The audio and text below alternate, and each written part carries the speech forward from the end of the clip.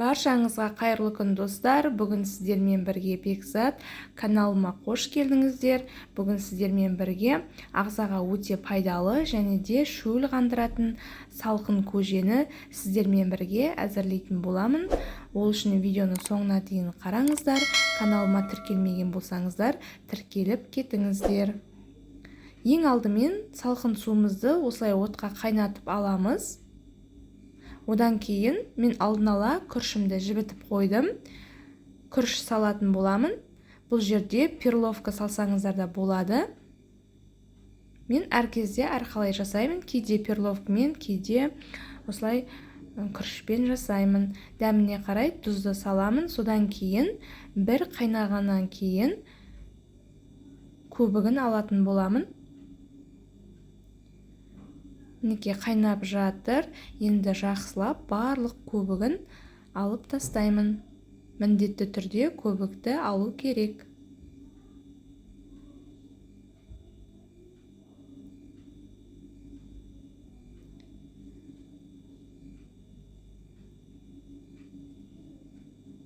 Бізде күріш тез пісетіндіктен 2-3 минут қайнатсаңыздар, даже 5 минут қайнатсаңыздар, күріш пісіп дайын болады.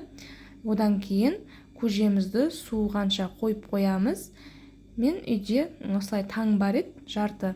Соны қосып жатырмын. Сіздер бұл жерде сүзбе немесе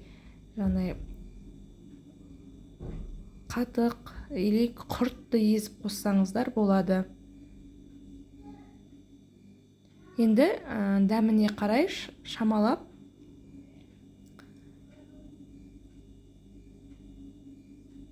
тұз себелеймін, өйткені тұзы шамалы кемдеу екен, сондықтан шамалап тұз салдым. Одан кейін шай қасықпен 2 қасық қант қостым. Сол кезде көжеміздің дәмі дәмді болып, керемет болып шығады.